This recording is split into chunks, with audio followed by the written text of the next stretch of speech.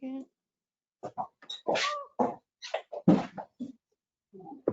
Hi, I'm Angela Cavanaugh, the Executive Director of CAI. I would like to welcome all attendees and thank our partners, the Board of Directors, and CAI team for today's program.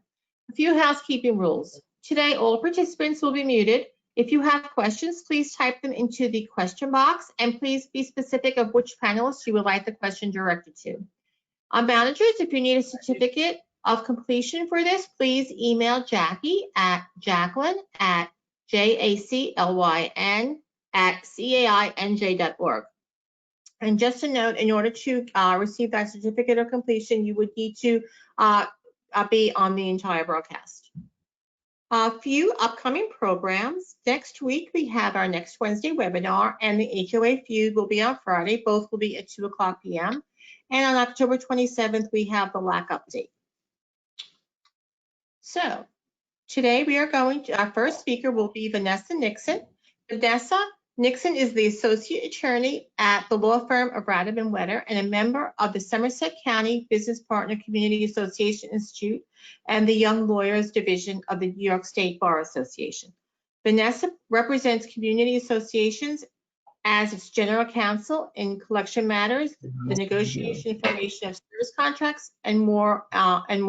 Welcome, Vanessa.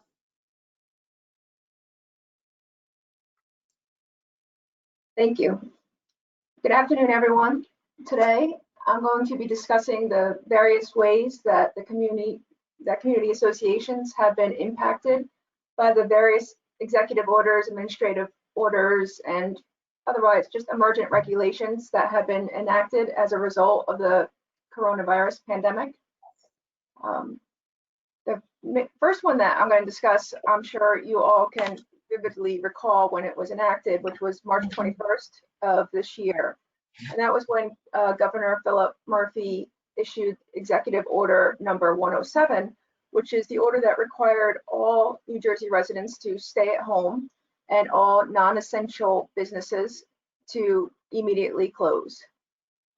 And although this rather unprecedented move and previously unnecessary act had been deemed critical for the health and safety of the residents, it was not without consequence.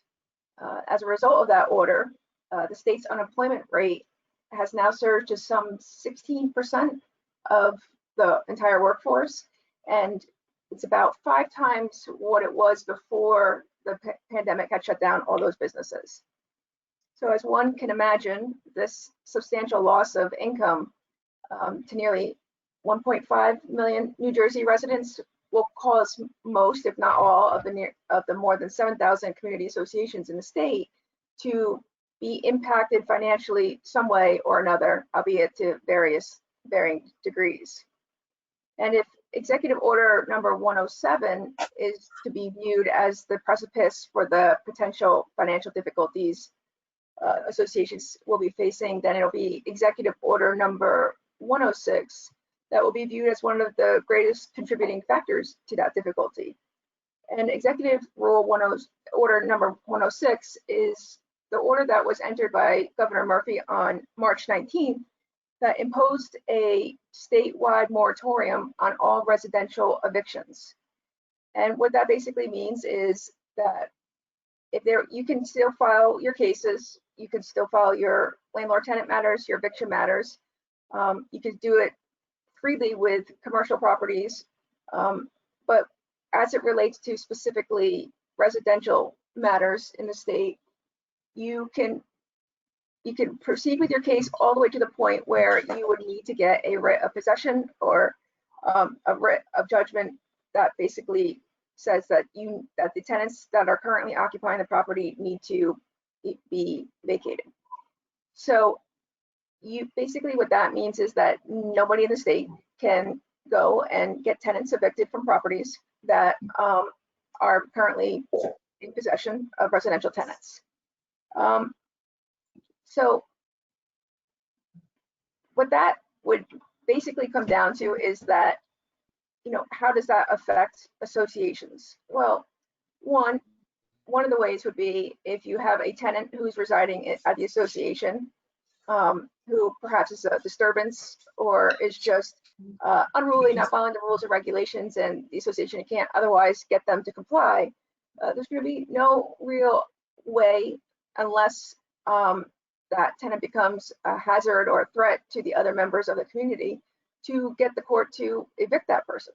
So when everybody's home or working from home or in such close proximity to one another due to the pandemic, this could cause a lot of telephone calls to property managers from irate residents who are, being bothered by this problem tenant.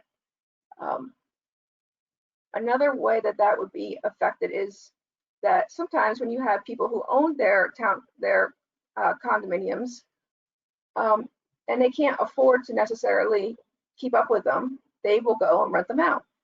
Well, they're relying on that tenant to pay them in order to pay the association and to pay their lender. Well, if the tenant stops paying the owner, who's a member of the association, his or her rent, then that owner is without any real remedy to go and coerce that payment from that non-paying tenant, which means the association is inevitably not going to get paid itself. So that spiral down effect is one that, may not seem like it happens a lot, and perhaps you're sufficiently protected if you don't permit any rentals in your association. But it's one that should be monitored and carefully considered, because it's one that right now, if you have a unit owner who can't really afford to pay the association and is relying on the tenant, then that means that this was already more than likely a problem unit, and it's about to become a bigger problem unit. The other problem is that with the Executive Order 106 is that the courts not only are not entering evictions, but the sheriff's offices in all 21 counties are not proceeding with the actual sheriff sales of any residential foreclosures. So what that means is that you could file your foreclosure action, and sometimes it's called you can do an execution of a writ, which basically has to do with a personal judgment that you get against a debtor, a non-paying unit owner, and it entitles the association to basically the same remedy that it would get had it filed its foreclosure action, which is to sell the property in order to try to recoup the sums that it was not paid to the non-paying owner. Well, since the sheriff's office is no longer conducting these sales, most are indefinite, but some have said that they will begin again in January.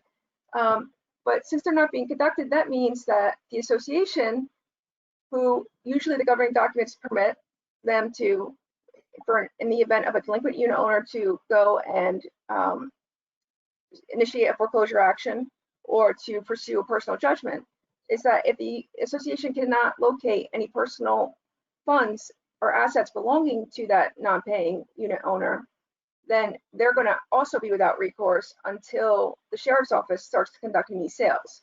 So basically you can go and you can incur the time and the expense to get yourself a foreclosure judgment, but not be able to then execute on that judgment for at least January in certain counties. Or then you're going to proceed to get to try to collect the personal assets of a debtor through through doing asset searches, bank levies, and all that. But should you not locate any of those assets, then you too are going to be without recourse, because the only last thing that you are permitted to do under the rule is to sell that debtor's real property, which you can't do. So that too will cause eventually the associations to have accruing debt and no way to really address it. And what that also means is for the debtor who's not paying, is the association is not going to get the money, but also the association has no way of getting somebody in there who is going to begin paying on timely and going forward, hopefully. and get, the membership fees, the capital fees, and all the startup fees and everything. And when you, if this continues at that rate, then you're going to get these unit owners who are going to owe such a large amount that it's going to feel insurmountable at some point. And it's not that we find that in the beginning, if the debt is manageable, you can work out a payment plan. But when someone's debt has grown, in 6 months, 7 months time to, tens of thousands of dollars in size, then you tend to lose them, and they feel hopeless, and you can't really get them back. And once you have that occur is when you have to start relying on the lenders to start foreclosing. And although the associations in New Jersey received a win when in 2019, when the legislation was passed saying that the associations were now entitled to collect, all associations, whether it be condominium or homeowners, were now entitled to collect priority liens for every year that a lender's foreclosure action was not filed.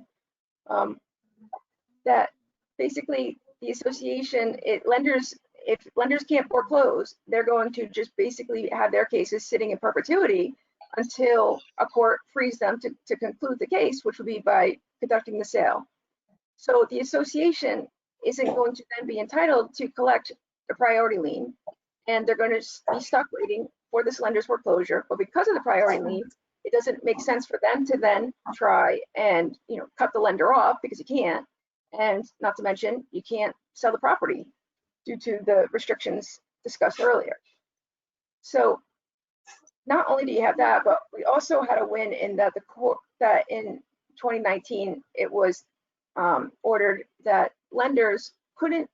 Back in the day, it was lenders would file their foreclosure actions, and they would sit there. They would have their final judgments of foreclosure, and they would have their writs of execution to conduct the sheriff's sale.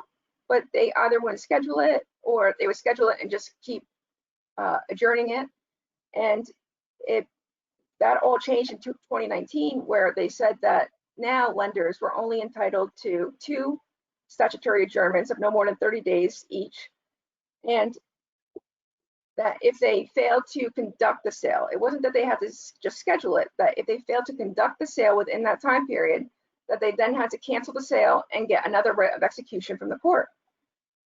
So what that meant for the association was it sped up the process, one, for lenders just to get the final judgment of foreclosure, which it got the process down to about 150 days. But it also meant that they actually were going to force the sale of these properties by these lenders, so that they could get their 6-month priority lien and they can get a new, hopefully paying unit owner into the unit. But now, again, because of this issue with the sheriff's offices not proceeding with sheriff sales, the association really has lost all its teeth in how it can really push a debtor to ultimately pay the association what they're entitled to. Now, with that being said, the association should be cognizant of the fact that this is an unusual circumstance, and it doesn't warrant your usual tactic in collections. And it's not to say that you turn a blind eye to the people that are struggling to meet their condominium dues obligation.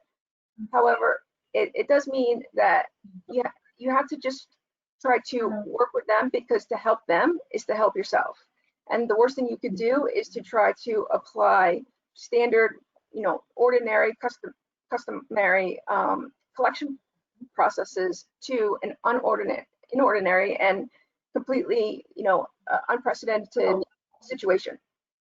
So it really begs the board to not really focus on what it can do right now, or how much money it can get right now. What the boards should be trying to focus their efforts on is coming up with a manageable scheme that will get as much money in as they can, but really what they want is that everyone starts paying going forward. Stop the bleeding and start paying going forward. And in closing, I would just want to mention that, the pandemic, it promotes social distancing is really the greatest line of defense to it. And it encourages, separation and exclusion, because that's the best way to protect yourself. And unfortunately, that's completely counterintuitive to the design and the construct of community associations. And the boards really need to try to bring the community back to feeling like a community again, in the wake of a terrible disease that has caused everyone to kind of go their separate way, to feel distant and to feel separate, and to really worry about themselves. And if the board can find a way to overcome that struggle, it'll make all the other ones seem, that much more resolvable, and it will make bring the community back together, which is really what the ultimate goal should be. Thank you. Thank you, Vanessa. I want to remind everyone, if you have questions, please type them into your question box. We do have a couple of questions for Vanessa. Vanessa, the first one: what duties does a community association owe its residents as it pertains to the pandemic? Well, there's no greater duty than the one that's already prescribed by law. I mean, no matter what, boards are there to basically, their duty is to the membership and to the community. And that is true with or without a pandemic. So the board's job is to make sure that that the community is safe, that they're doing that they are sanitizing, whatever's within the common elements. They control the common elements. So they need to undertake whatever's necessary to keep them clean and sanitized. They need to make sure that restrictions, government restrictions and capacity restrictions and things like that are being followed and adhered to. And their job is to just effectuate whatever is necessary to bring about whatever the best result can be for its membership and the association as a whole. Okay, you have one other question. Can associations enact new rules and regulations for the community as a result of the pandemic? Yeah, I mean, boards can enact rules and regulations, whenever, so long as the governing documents permit it, and so long as the rules and regulations are reasonable in scope, and that they are restricted in how much they require and how much they are restricting the use of whatever. So basically, boards can impose whatever restrictions so long as it is reasonable in nature and scope. Okay, thank you, Vanessa. Welcome. Thank you. Next we have Matt Samer. Matt is the Director of Field Operations for KPI-2. He is a Field General for KPI-2 and has had tremendous impact on their growth and expansion, ensuring excellent quality and workmanship. Matt is responsible for estimating as well as overlooking the project management and serves as a great educator to their project management staff. He is certified by GAF as a Master Elite Installer as well as certain 5-star recipient. Matt's diversity and construction field knowledge provides their clients with the requisite comfort level that all projects are performed in accordance with all specifications, on time, and most importantly, within budget. Welcome, Matt. How you all doing? You took my whole speech away from me up front there, but I'm going to start off with our first siding topic. Siding comes in all kinds of styles and textures. But before we get started with the siding, let's talk a little about the building water tightness. Underlayments is the most critical part of your siding job. I'm going to refer to the underlayments as Tyvek, but you should know that several manufacturers out there have their own underlayments that are available for purchase with their systems. Tyvek house wrap will cover approximately 90% of your building surfaces, your frame surfaces. Tyvek in combination with flashing tapes and aluminum head flashings will watertight your system 100%. There are many other types of underlayments available, such as liquid applied, which will be rolled on or sprayed on the building to make it watertight, as well as a self-adhered product that's on the market now to make your buildings watertight. Together, in combination with the flashing tapes and the aluminum flashings, this will provide a watertight surface. Choosing the products that will fit your community right in the environmental is critical. We suggest that you hire an engineering firm to evaluate your property and make sure that everything is being done properly and to code, and that you get the most for your money.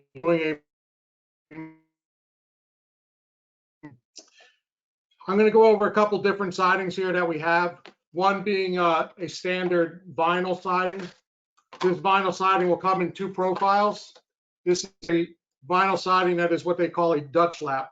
It comes in double 4, double 4.5, double 5-inch. This is a basic siding that is on most condominium associations as we see them today. This is another profile of a siding. This is a traditional siding that is on, again, probably the most prevalent siding that is on the communities today. There are other sidings out there in the market, such as vinyl, where we get into some enhanced products where they're going to be cedar shake look. This again is a vinyl product. One thing with the vinyl products, everyone should understand that these products are not nailed to your building. They are hung on your building from the nails. The nails are left out approximately about 1/8 of an inch. This allows this vinyl to expand and contract and not cause any buckling issues down the road for you. A couple other sidings that we have here are going to be Hardy Plank. Hardy Plank is a cement fiber siding. This siding here is a upgrade to the communities. 90% of my communities that have stucco on their buildings right now that want to get away from the issues that stucco is having through the community associations are moving to a Hardy Plank product. This product gives the beauty and look of a true clapboard without any overlaps.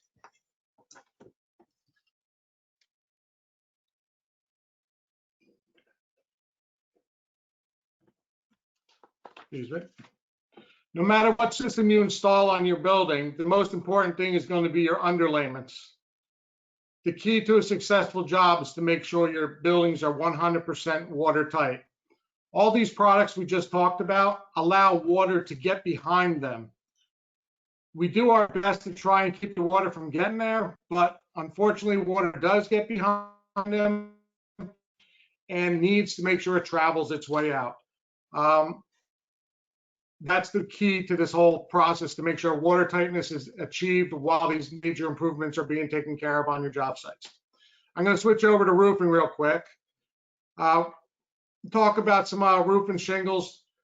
Roof and shingles in today's market are made to repel water on a downhill basis.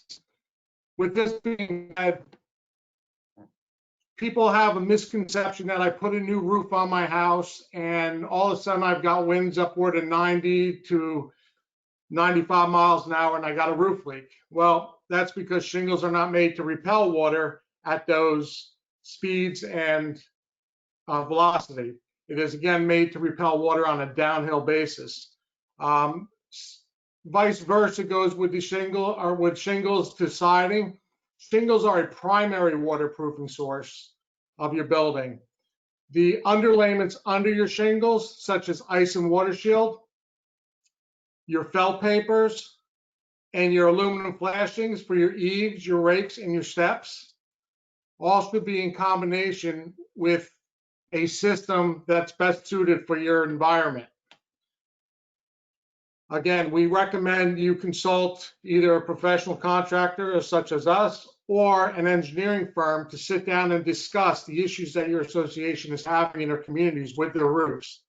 Many times in the communities, you will see that it's a compound issue where people are having water leaks on a step wall, and a roof will not just satisfy that issue. It might be in combination with an underlayment issue that is presented with the siding and the roof. Two, having a compound issue needs to be addressed at the same time to ensure that you get the watertightness that you guys are ensured afterwards completed each job.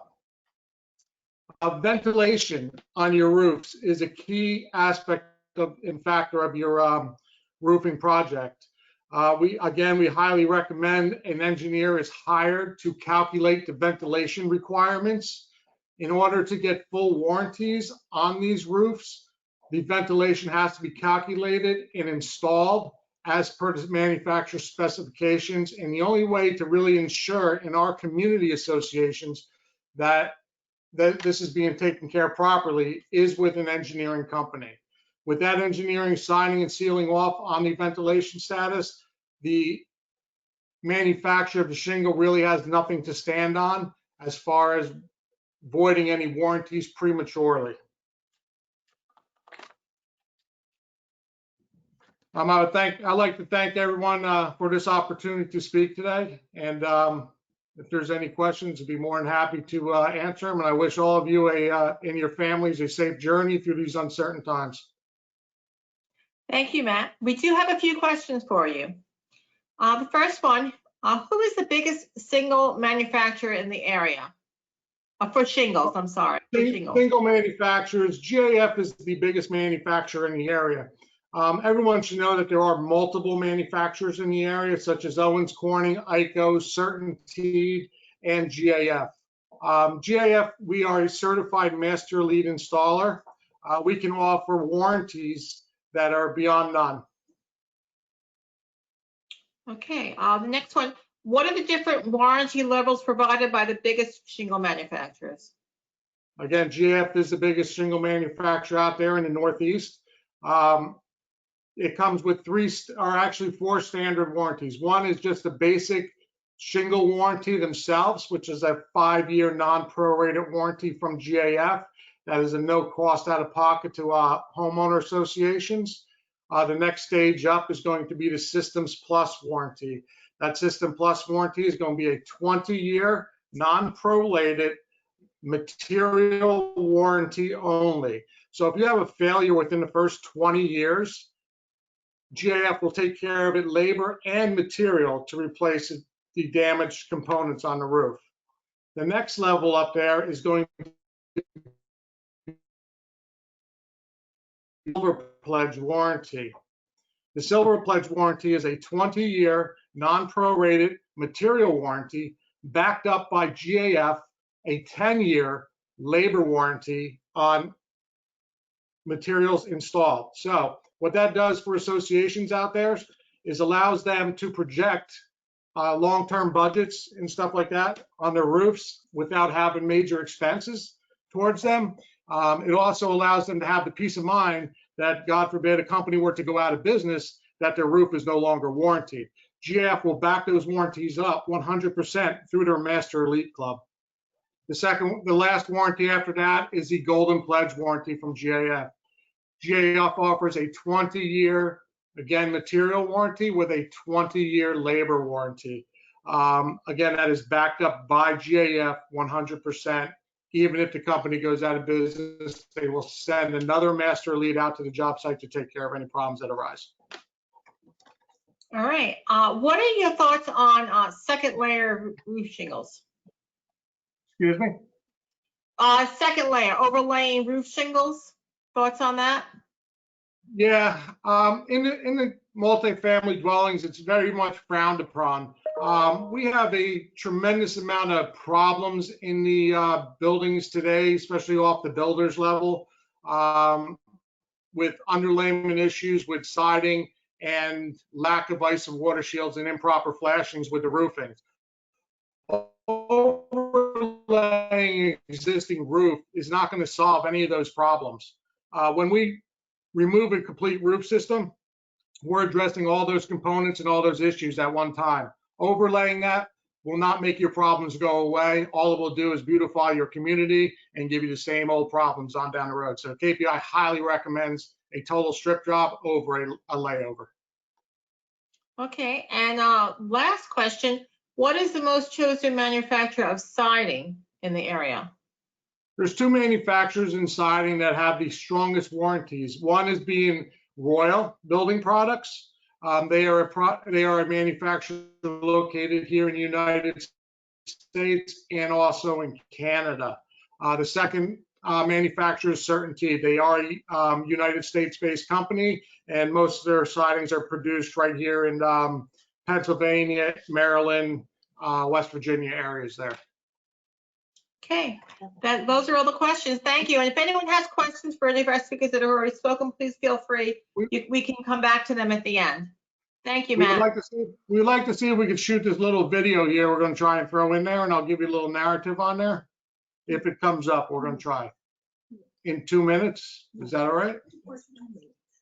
You want to do that possibly at the end if we have time, or is it ready now? Are you ready to do it now? It's ready now. I got to get my IT guy here trying to get this on. Okay, if you're ready now, go ahead. Go ahead. Share the screen.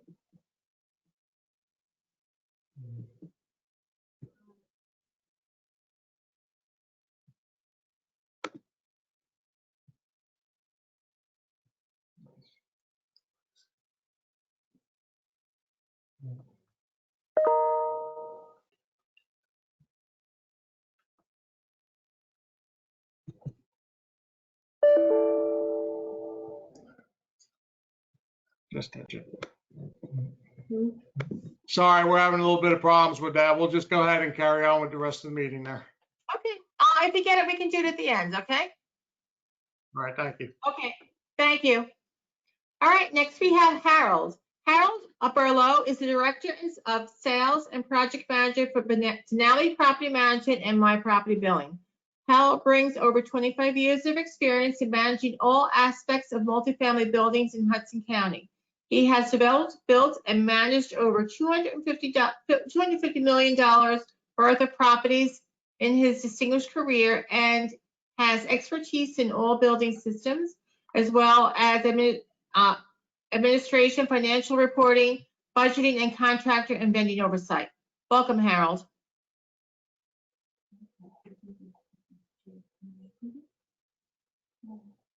Can you guys hear me now? Okay, good. Thank you for that lovely introduction, and thank you for all the other presenters. Today, the topic that I'm going to be talking about is communication, specifically broadcast messages. I'm going to loop in a little bit with what Vanessa was talking about. As most folks know these days, this has become a huge issue, communication, in the days of this pandemic. And I know that many boards have been struggling, many owners and residents of our associations have been struggling with the communication, with getting accurate and timely communication, as well as what information can be shared and what information cannot be shared, unfortunately. But anyway, so obviously the importance of communicating effectively, I mean, I only have 15 minutes here today. People get college degrees in communication, so there's certainly lots of information related to that. We're going to try to narrow it down, like I said, to just broadcast communication. That is, as roles as your property managers, the key here is to be the liaison between the board and the ownership, amongst the owners, and between your association and the broader community. So anyway, I'll just have a PowerPoint here, but communication, again, without getting into the details of it, it's one of the things I often preach in our property management meetings every week is communication for us as property managers doesn't happen when we give information to an owner or a resident. Communication occurs when the party that's receiving the information receives it and understands it and is able to act on it. So we use several tools, as most property managers do, as most associations do, and the tools that we utilize for the most part are the standard tools. Broadcast messages, obviously phone calls, texting, and we usually provide a web portal for all of our clients. And again, how the communication moves through these various channels, I'll get into briefly. Some of the challenges, again, that are relating to some of these different communication methods relate to information. As I know many other property managers can share, and some boards can share this as well, is that we don't always have accurate information. We don't always have accurate contact data for residents, for owners. Oftentimes owners especially who don't live in a community and are renting their unit, sometimes fail to mention when tenants change over, et cetera. And so we don't have updated phones, emails, et cetera. So it can make communicating with the broader, the entire property or building a challenge. So some of the, like I said, some of the ways that we try to deal with those issues is that one of the first things we do when we take over a property is that we reach out to all members of the community by various methods: email, phone, and if need be, literally in person by knocking on doors. And we hand out census forms. We ask all, and you can also fill it out through the web portal, but we ask all owners and residents to complete as much information as possible. Again, we never have 100% accurate information, but the reason that this is so critical is that I tell people in the old days, when you would send a letter, perhaps even when fax machines first came out and you could fax someone, the reality is when you have an urgent or emergent situation, you need to communicate with as many people as possible, as quickly as possible. So we found that broadcast emails and/or broadcast texting are usually the ways that are best when we have an urgent or emergent situation. What we will do is we will send out these broadcast messages. We will also, we understand that not everybody's on email. We also will try to follow up with the folks who don't have emails and need to be called and/or have their doors knocked on. We will also try to follow up, but again, less than effective. Most people are walking around with a smartphone in their pocket and they get their emails that way. So again, challenges besides not having complete information for some people is oftentimes, like I said, we have multiple residents in a unit. Sometimes people will register their information online with us and register their unit, but they'll only give us the one owner or one person, and we don't have everybody's contact information. Again, I mentioned tenants. Sometimes we are lacking in information. The other means of communication is literally at the site. And I know some buildings, especially multifamily buildings, also some communities have centralized locations where they post notices. They have monitors, screens where they can flash messages or information. Again, limitations there are obvious. If you're not walking through the common area, you're not walking through the lobby, you're unlikely to see that. So those are the different channels that we use. Those are the different challenges we use. In particular, and I will just shoot ahead here, the effective broadcast messaging, effective communication with the community really depends on a couple of main things. One is, who's your audience? Who are you trying to reach with this message, this communication? Oftentimes, again, especially on a regular basis, and when it's not an urgent matter, we're trying to communicate with our boards, the board members. Oftentimes, email is the most effective way to do that so that we can include all board members versus just having phone conversations with the different members. Then there are other times when we just need to communicate with all the owners. There's something related to an upcoming owners meeting, or there's a special assessment that has been imposed. And then, of course, the third thing would be trying to communicate with the entire building. Again, that usually speaks to a building-wide issue. It doesn't have to be an emergency. Doesn't have to be an urgent matter. It could be something as simple as, hey, there's a cookie or bake sale going on, or there's an antique show that's being planned for the common area. And then, of course, the last piece is, as I mentioned, is from the community or the association that we manage to the general public. And oftentimes that relates to whether it be authorities, local authorities, whether it be neighbors, and sometimes just the broader community, to let them know either one, this is what's going on at our community, or this is what's available at our community, especially for potential purchasers. So we craft, obviously, our messages to that particular audience. It's very important to remember who you're communicating with.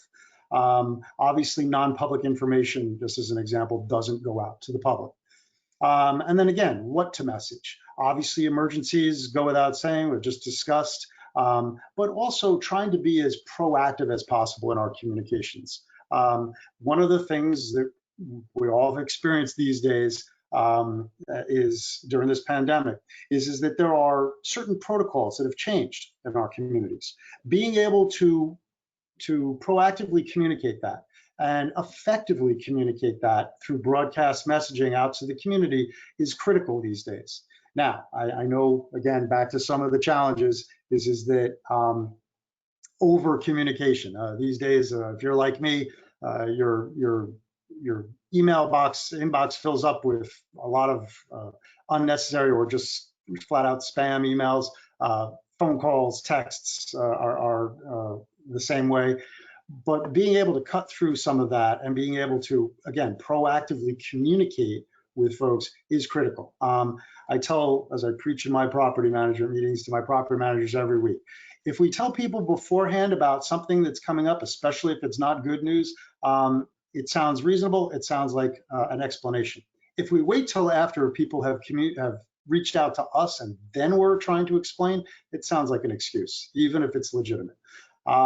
So we try to anticipate the things that are going on, things like some of the stuff we know. I have some associations now that have scheduled some fall work, some capital replacement projects, et cetera.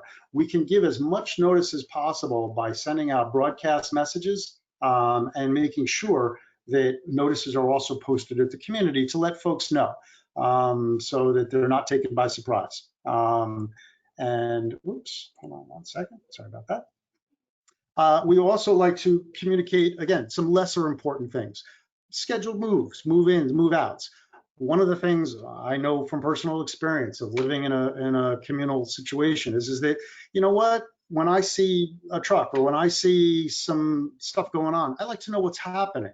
Again, not that I'm necessarily nosy, although admittedly I can be, but I like to know what's happening so I can properly plan. You know, if a street is being blocked off, if access is being limited, and I had plans to go somewhere, I need to plan around that. Same thing with something like a water shutoff or other utility shutoff. Again, utilizing the multiple channels to communicate these things is usually best. Some of us rely too much on emails. That's why when we have something that we know is coming up, next week the water is going to be shut down between 10 a.m. and 12 p.m. We definitely want to send out an email. We want to post notices at the community, and if need be, again, reach out by knocking on people's doors or calling folks who have not responded or acknowledged. Obviously, things like upcoming meetings, owners meetings, regularly scheduled board meetings. Stuff that we like to communicate there is we like to post up on our web portal schedules, calendars. So that, again, people, especially when they're new to the community, are able to check this, see that what's going on, and plan accordingly. Certainly, anything related to rules, changing in rules of regulations, particular issues related to garbage collection or pet, cleaning up after pets, et cetera. Again, critical to communicate succinctly, and we're using multiple and various channels, as I had mentioned. Moving ahead. Again, I'll state some of the obvious benefits, which I've already gone over to utilizing broadcast messaging, obviously trying to eliminate confusion and frustration, being as transparent as possible, being as, again, one of the things I know, again, from living in a communal situation is that when I feel like I'm being communicated with or the information is readily available to me, I can rest easy and plan accordingly. If not, it comes as a surprise, and no one likes surprises like that.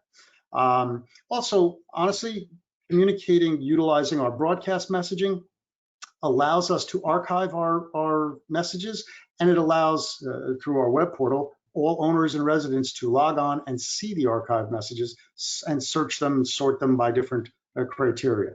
Critical if someone forgets what was communicated 3 weeks ago or a month ago. If you're like me, like I said, you get hundreds of emails a day. Again, greater transparency and efficiency, and ultimately building a better and more cohesive community is our goal here in terms of these different types of communication, especially in these days of living in this pandemic and living through this pandemic. Some pitfalls I just wanted to bring to everybody's attention, and this goes for board members, property managers. Good property management company and a good property manager will be your proper guide to your communication, especially your mass communication out to your community or specific portions of your community. That there are, and again, I'm not an attorney, I can let certainly Vanessa speak to some of this, but some of the pitfalls we have to be careful about, and this has occurred in some of our communities, is that we get notified that someone has tested positive for the coronavirus, or that there are someone is having a health issue. Again, we have to be very, very careful about this. And I recommend to all board members and property managers, check with your attorney if you are uncertain about anything that should go out or not go out to your community. In particular, revealing certain private information or information that was shared to you in confidence about someone's health. However, we still have an obligation to protect our communities and all the owners and residents in those communities. So therefore, being able to let people know what's going on so they can properly protect themselves without stepping over the line, please, again, be guided by your recommendations from your property manager and your attorney, which also leads to other legal issues with some communication. I've just had this in one of my communities. That security cameras have picked up a crime committed by someone who was living in one of the units. They're not a tenant and they're not an owner. But again, how much to report and to whom is a very critical piece to be careful of, and make sure that if you're uncertain in any way, check with your property manager, check with your attorney. There are some things that can be communicated only to the board, and there's some things that can be shared with all the residents. The last thing, of course, is I think I did mention already, is over communication. In this day and age, like I said, I can't tell you how many emails I've received that have in the subject line coronavirus or COVID. Especially when we have important information to communicate to our communities, it's very important that we are able to stand out from the crowd, where our communications need to be, like I said, succinct, not too much. We don't try not to bombard our associations with 14 emails a day or 14 letters, but they have to be timely and they have to be accurate. So trying to avoid the over communication, and so people know when they see an email or they receive a phone call or they receive a text from you, they know it's important. That's about it. So I'd be happy to entertain anybody's questions on that. Thank you, Harold. There are actually two questions. The first one I believe you touched on, but you may want to add on to what topic should not be broadcast message? What topic should not be broadcast message? That's a great question. In particular, and again, I'll let Vanessa, the attorney, can maybe speak to some of this, but in particular, just to use the COVID example, is that we were made aware that someone in a particular unit had tested positive for the coronavirus. That we are not sharing the information about the name, the unit number, or the location of this person, but we are sharing in general that someone in the community has reported this. So other things that shouldn't be communicated probably at all, except with our boards and not sent as a broadcast, things like financials, non-public information, in particular the financials, and in particular receivables. People who are in arrears, owners who are in arrears, should not be sent out. And I've had this before. I know this is amazing, but I've had board members say, no, we want to send out a broadcast email to the entire community with the names of all the people who haven't paid their dues. I caution against that for several reasons, which Vanessa's smiling. And so those are topics. Again, crime is another one. I tell people there's a very fine line that we walk when we are sending out broadcast messages to an entire community about crime. Someone reports a crime, a theft, an assault, something that has occurred either on the property or inside their unit. Have to be very careful about how we report that for lots of different reasons. One, especially, you can imagine sending that out to the community. And by the way, I want to give one caveat I forgot to mention. When we send broadcast messages out, especially to the entire community, there is no reasonable expectation that this information will not go out to the general public. As we all know, people are able to take screenshots, people are able to forward emails, people are able to share different, media. So when you're communicating and you think you're only keeping it within a small circle, expect that it will get beyond that circle. So when we start to communicate something about a potential crime or a potential problem at the building, which we are dealing with perhaps the authorities and or the board on, have to be very careful. I had a situation where someone had their unit listed for sale and someone posted notices all over the lobby saying that there was 3 thefts, that are 3 break-ins that had occurred. This person was rather upset because they lost a couple of potential sales from it. But so those are the issues, those are the categories that we deal with. Thank you, Harold. Okay, if there are any other questions at the end, we'll come back. Thank you very much. And next we have Thomas Esso. Thomas is the Vice President and Chief Estimator of Esso Brothers Paving and has been in the paving industry for over 30 years. Thomas has since become a national speaker on infrared technology for the National Pavement Expo and is an advisory board member and writer for Paving Maintenance magazine. Welcome, Tom. Thank you. Very good topic so far. I'd like the last Harold. I want to talk to you after. You probably can help us with our communication on our projects. Sure. And pothole repairs and infrared. I have a couple of videos so we can explain it. Everybody knows what potholes are. We're getting ready for the winter. The winter months, and potholes are notorious. What happened this year with the COVID was everybody held back for the past couple months, March, April, May, and even into June before they started any projects. So a lot of communities are behind on their pavement repairs. So what is infrared? Infrared patching is far the cleanest, greenest, and environmentally conscious technology available in pavement repairs today. The effectiveness, time, cost savings of patching are phenomenal, but it gets even better. Some of the benefits are permanent repair solution. So we'll show videos going through rapid repair time. When we do a patch, we can open it to traffic right away, and it can be done in extreme cold weather. We work 12 months out of the year with this service. We use smaller crews. I'll show you the truck and two people and the equipment creates value and cost savings.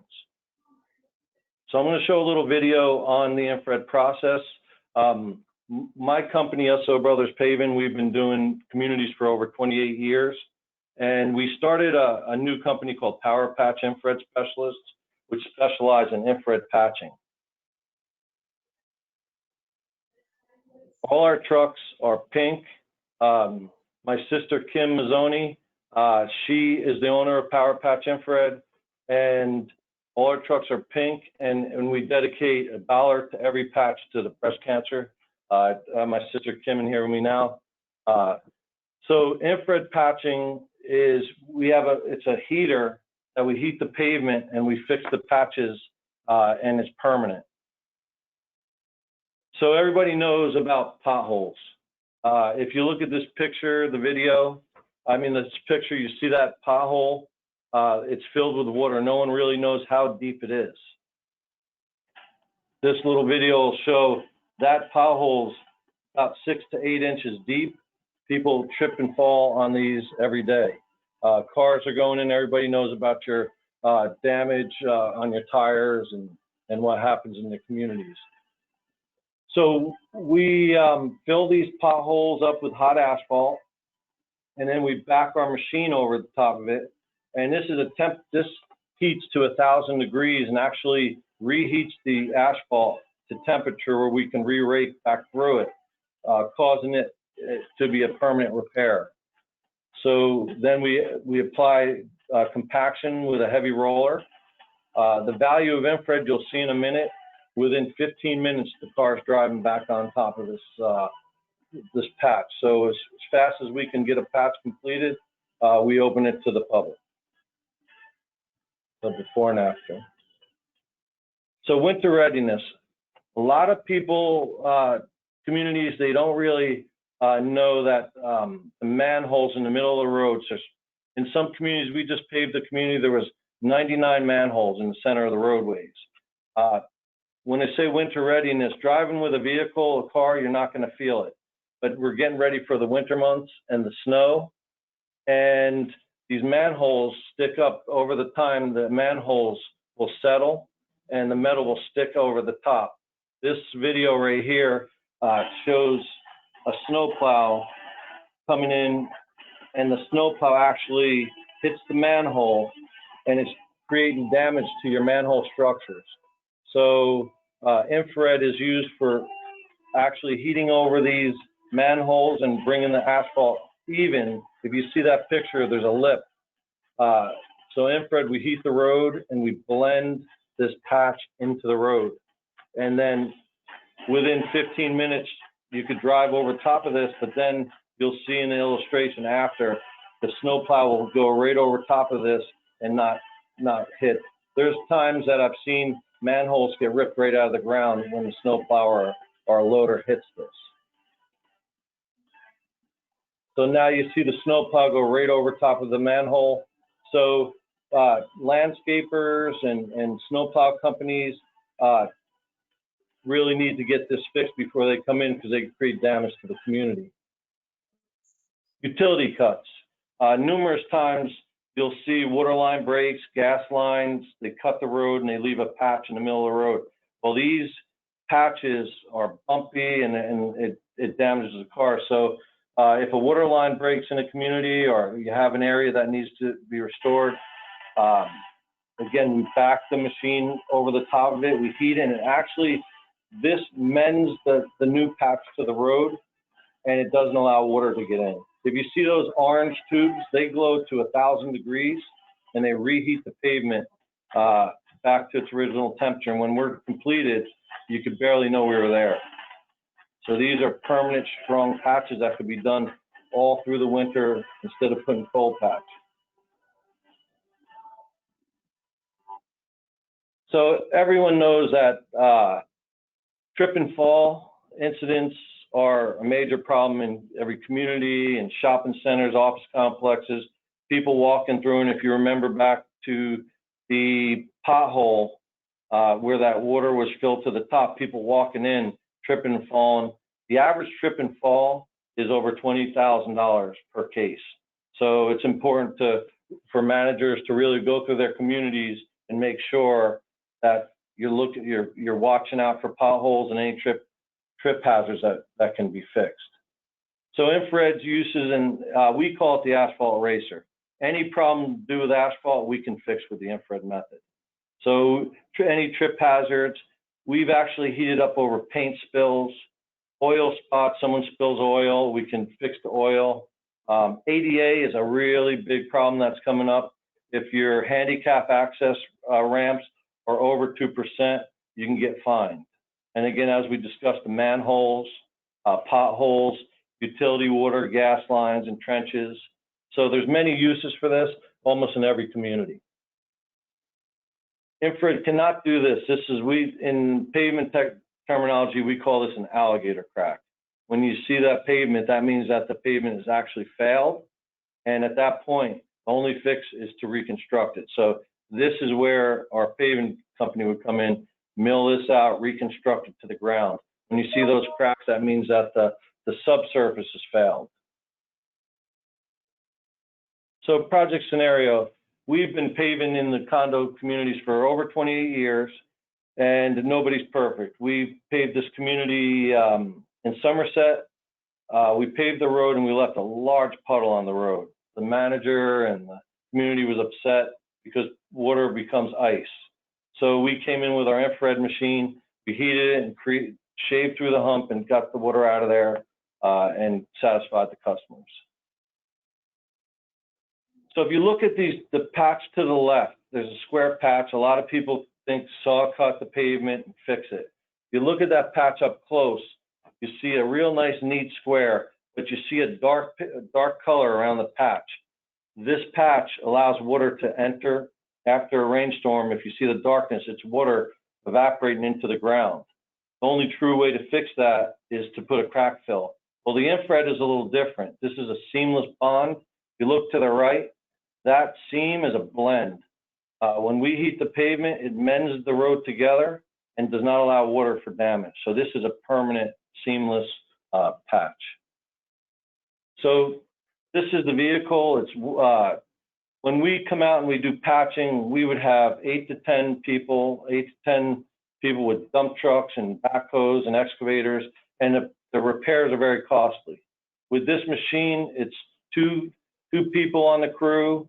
We come with asphalt. Everything is self-contained on this truck, so we can therefore do more in a day with less people, and we're actually reusing the existing pavement, so it makes it environmentally safe. So a lot of communities, the water line breaks.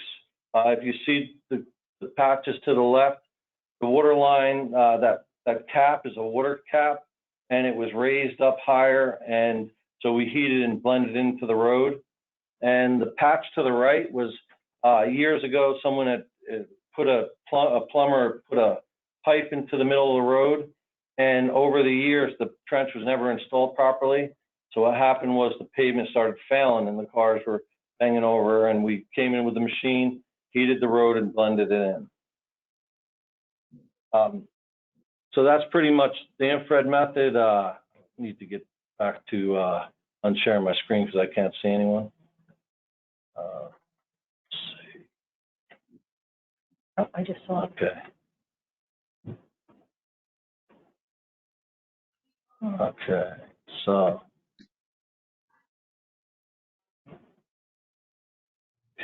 Okay.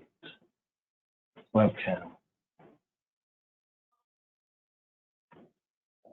It's the green thing?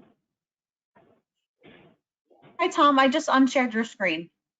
Oh, okay. All right. Okay, because I couldn't really see. I can't see anyone.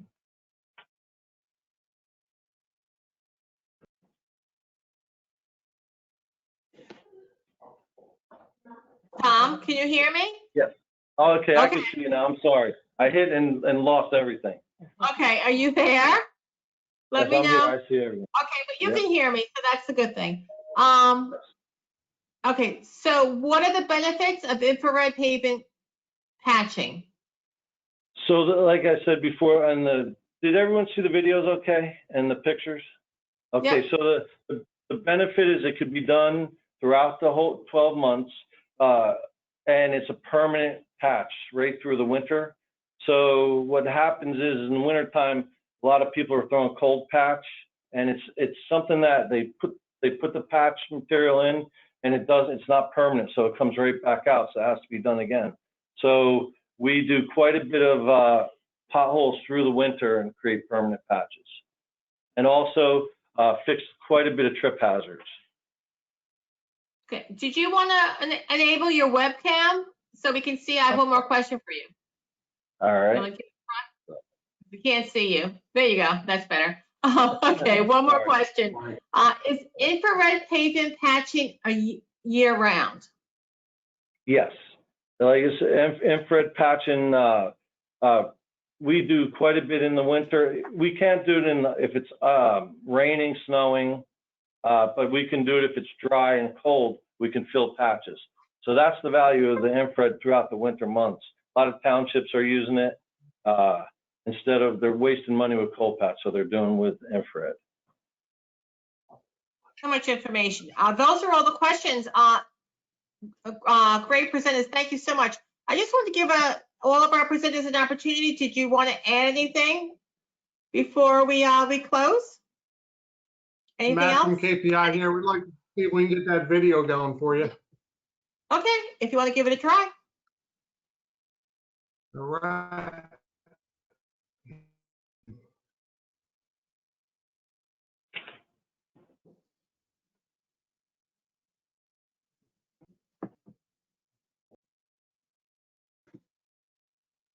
I get it. No, share the screen. That's it. Sorry for the technical difficulties. How you share it? Oh, here you go. Share my screen.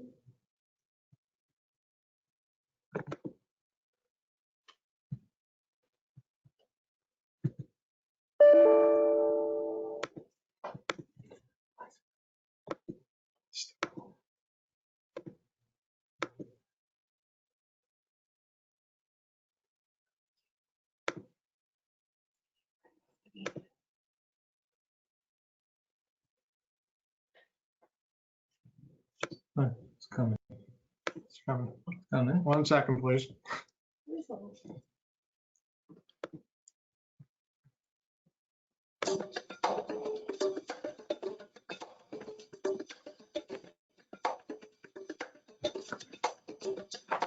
Make sure it comes up.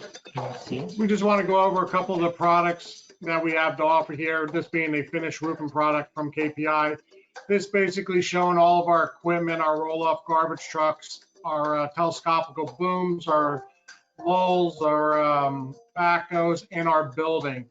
We have a 23,000 square foot warehouse that's housing over 3,000 squares of shingles. So we're able to do a small community right out of our warehouse if the color is the one that matches them. KPI also is offering a complete machine shop warehouse. We have a computer-oriented braking machine and a computer-oriented shear machine. This gives us the ability to precisely bend metals as needed. Attached are the three owners of the business there and myself.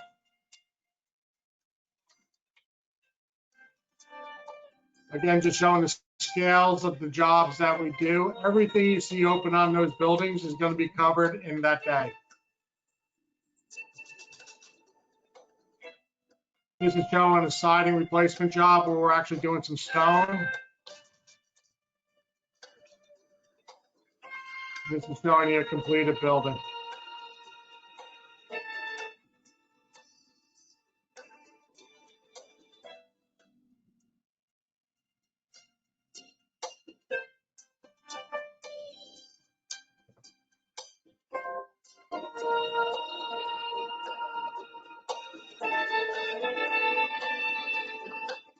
This is a job we just completed in a community. It has the vinyl shakes on it, timberline roof, and the stone products. Again, these are just some of the equipment that KPI offers to communities. Something we are very proud about is we are one of the only green roofers in the industry, and that's capable from our equipment that we have.